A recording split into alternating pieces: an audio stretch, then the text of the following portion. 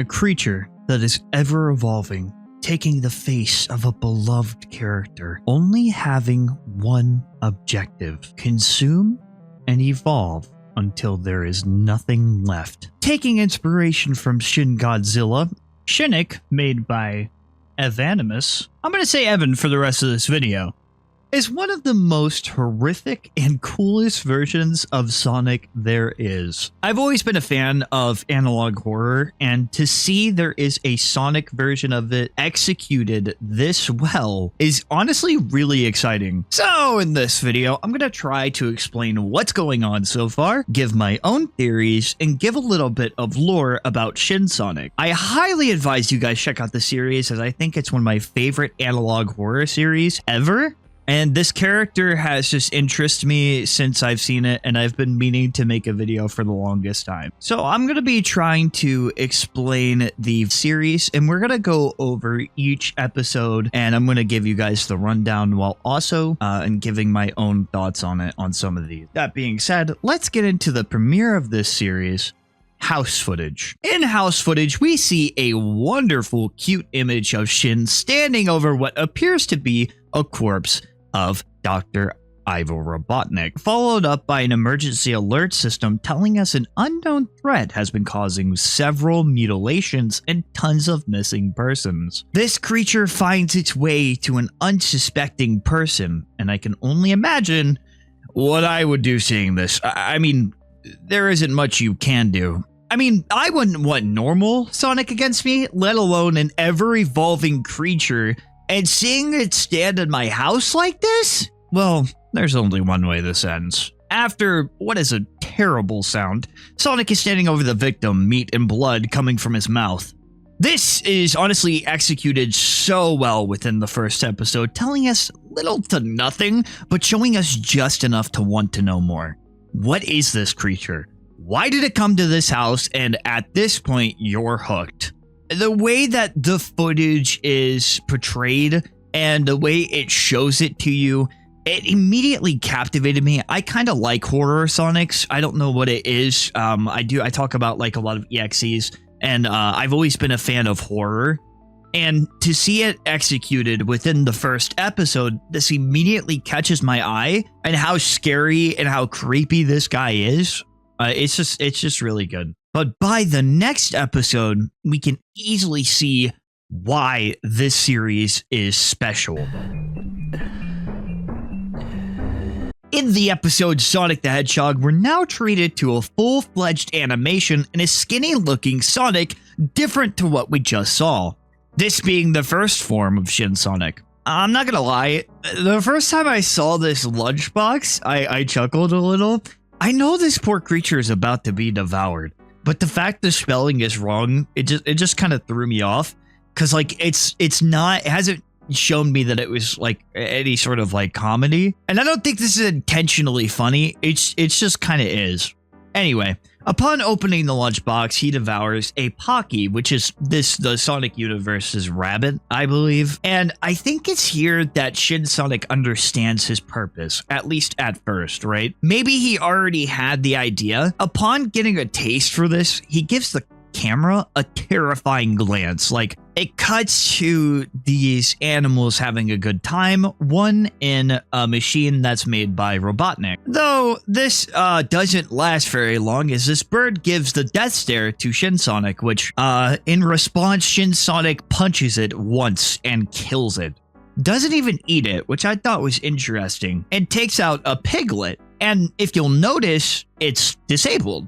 Robotnik actually makes machines to help disabled creatures have mobility or to help them to fully function, alluding to the fact that Robotnik may be good in this universe, which is a little strange. Unfortunate for him, this stops the progress of Shin Sonic's evolution and hunger, and that is something you should never do. For this, Robotnik pays the ultimate price. And for once, it wasn't Tails who was the first victim. Now, I do find it interesting because at this point, Shin doesn't fully devour Robotnik. At least, I don't think so. Now, I was honestly not expecting animation because like it's called the Sonic tapes, right? It does make sense, and this is something that we see later on. And it takes up all these different art styles, and by the second episode, we can already see just how diverse this series is going to be, and it only makes you ask more questions. And while Robotnik may have got it definitely terrible, there is one character who suffers an even worse fate. And of course, I've mentioned him, and while he may not be the first victim, he doesn't exactly get off easy. That's right, my friends. Tails gets his own episode. The unique art style and animation in this series, again, is just amazing.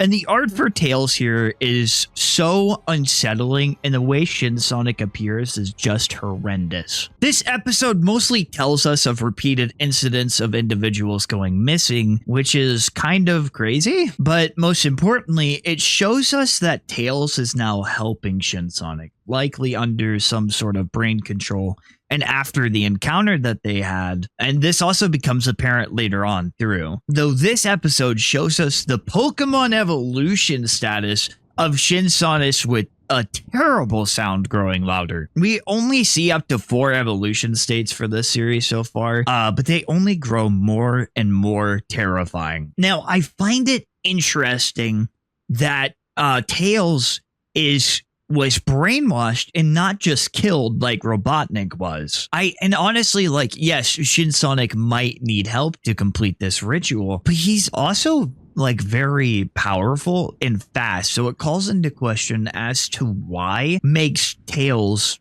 his like slave essentially. But the victims continue to increase. Within the next episode, Cry of the Forest. In this episode, a police officer is investigating the hilltop forest after locals reported hearing loud cries during late hours of the night. Now, if it's one thing I've noticed at this point, Shin is only causing the most amount of harm at night, which makes me wonder, at this stage, does Shin need to sleep? Like, maybe that's what Tails does? Is that while Shin is like resting, because like he's not in his final evolution yet. So maybe he has some sort of weakness, right? We know that he can be out in the sunlight though, because in his first form, it was daytime. I may be looking into this too much. It's just something that I noticed. Anyway, in this episode, things get interesting because we may see what is causing this to happen and what may have turned Sonic into this creature. Now, this hasn't been confirmed, but I am speculating that Shin Sonic is this universe's Sonic and was taken over by some sort of god, or at least brainwashed by one. And I think this statue of Moloch, a demon that takes sacrifices, often described as a minotaur, is causing this to happen, or at least helping Shin Sonic. It's either it's a mutual transaction, or Shin Sonic is serving this creature. Otherwise, like, why give this much attention to it all throughout the episode, you know? Regardless, the police officer encounters Shin Sonic. After this, his body was found the next morning, placed in the statue that appeared in the footage. The body was quickly decomposing, and after visiting it later that day, the body had vanished. Piecing the story together at this point has honestly been really enjoyable, and going back to the VHS analog style is honestly really cool. I like the way that they're keeping it fresh, they're mixing it up, and they're keeping the visuals and sound effects and playing into the idea that this thing is in the real world, right? Obviously, it exists within the Sonic universe, but it's not digital. It is here within the Sonic world because Mobians exist, humans exist, and it is causing mayhem. And that being said, let's move on to the next episode where we meet our protagonist. The protagonist of the series is Knuckles and his classic sprite from the games. I honestly was not expecting the art choices, and I was surprised to see dialogue from a character, but I gotta say, I love it. This is a very cool direction to take it, and I imagine that it's easier to write the narrative. Right, so Knuckles is confused as to where everyone is, and interestingly enough, runs into the bird and robotic remains of the animals from the second episode, Shin Sonic's first evolution. When watching this, I actually didn't realize the callback, but I think it's kind of a neat touch to include because you could tell that the bird was like still there. The robotic remains are the same, so I think this is a callback to the second episode. Knuckles sees Tails, but Tails turns into these things, and suddenly Shin Sonic is behind him. This is where things get really unnerving. Shin Sonic exclaims, "Try to run." And Knuckles tries to run as fast as he can, but Shin Sonic cycles through his two evolutions, and with some horrifying chase music, Knuckles is caught. I find it interesting because Knuckles isn't killed right away. In fact, Shin Sonic speaks to him. We know that Shin Sonic could speak before, but now he's like fully speaking to Knuckles and Knuckles is understanding him. I'm not sure why Shin doesn't give him the same fate as Tails right away. Instead, kind of ties him up and even shows him horrifying visions, which is, you know, the name of the thing, Dreadful Visions. Which, speaking of which, in the visions, we see the goat-like statue again, perhaps solidifying the idea it plays a larger part in the story. Also showing us what is to become of Shin Sonic and the rest of the world. However, as if a ray of light shines down on him, a beacon of hope presents itself with the message saying, "Seek them out," showing us the Super Emeralds, which actually creates my favorite Sonic transformation,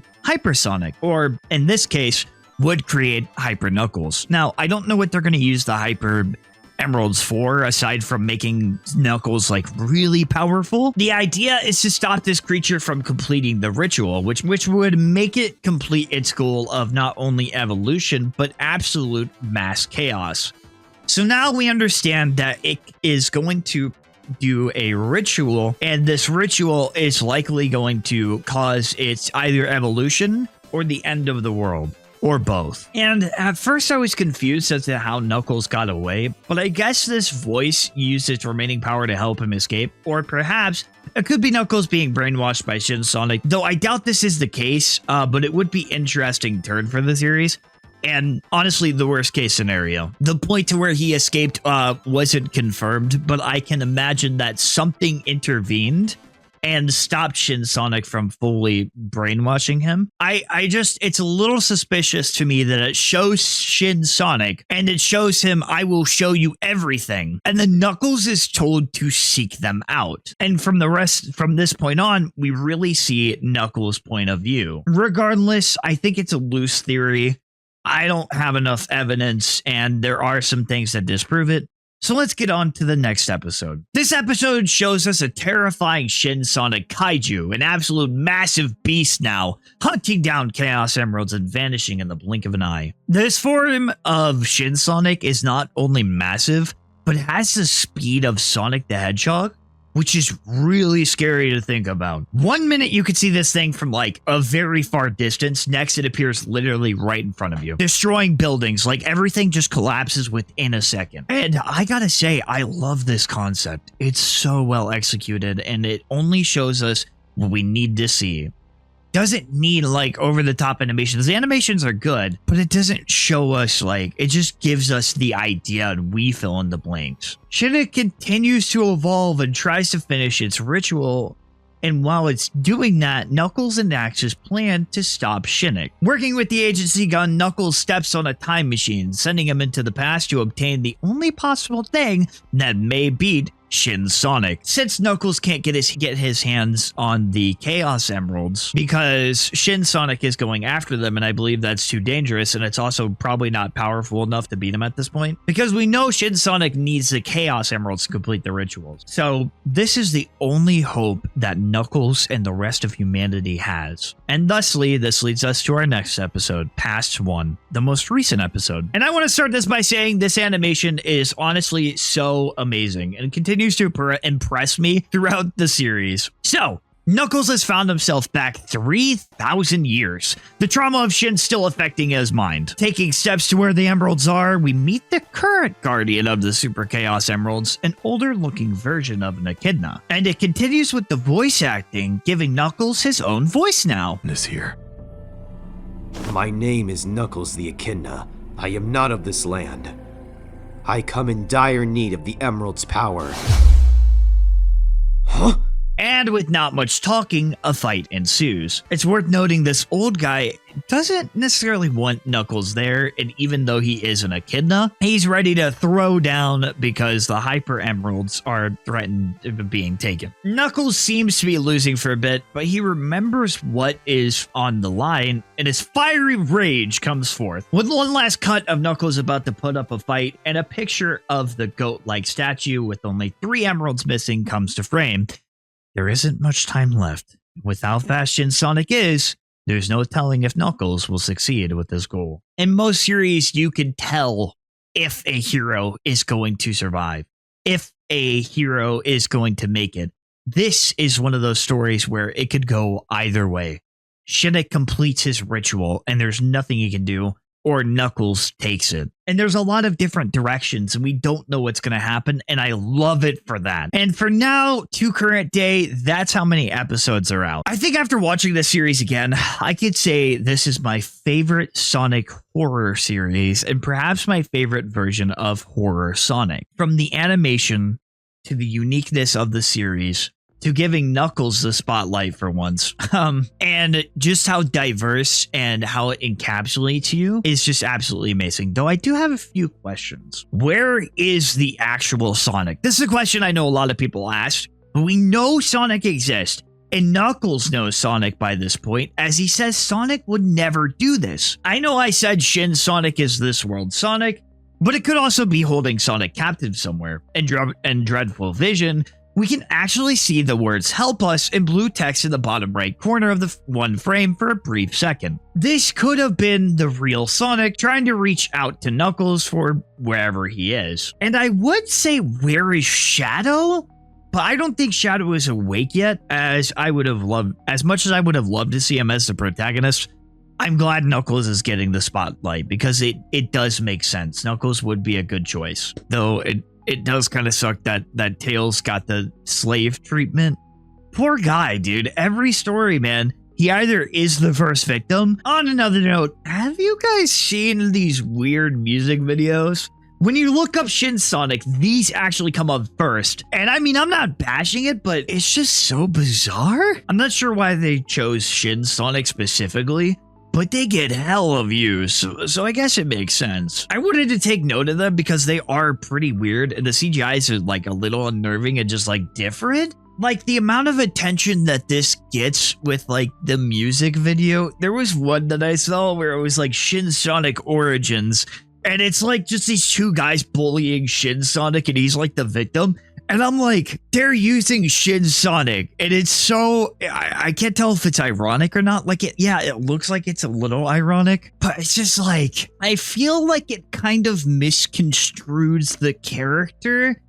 And while people are, depending on if the creator's okay with it, while people are encouraged to have their own creativity, to take this character, throw out something that is equally as popular, and make it have something different, it might reach a different audience. And I think this is where the content farms have come in. And just because of how popular Shin Sonic has become, people have made quote-unquote content farms. I don't think that ruins it. We can separate that and have it be its own thing, because the Sonic series, it's clear that there's a lot of work and thought put into the story. So I'd like to say thank you to Evan for still releasing this. I don't know what it's like to have your character like misconstrued or like sent a different way. I don't know your thoughts on it, but I just want to say thank you for putting in work and sending this character out. I'm excited to see where the Sonic tapes go and where it continues to evolve as a series, as I feel like Evan Miss is getting more confident with not only writing, but getting people to like maybe help out, and also evolving the series themselves. And I know there have been a lot of people like already talking about this, but I personally love it. And I want to know what you guys think and what you guys want me to talk about next. I talk about a lot of horror versions of Sonic, so if you like horror and Sonic, consider subscribing. I love to talk about creepy things, and I plan to continue to talk about creepy things and horror things. So, yeah, we'll continue to follow the series as it goes on, and maybe I'll continue to make videos about it. But for now, I'll see you guys next time. Subscribe if you haven't already. Goodbye.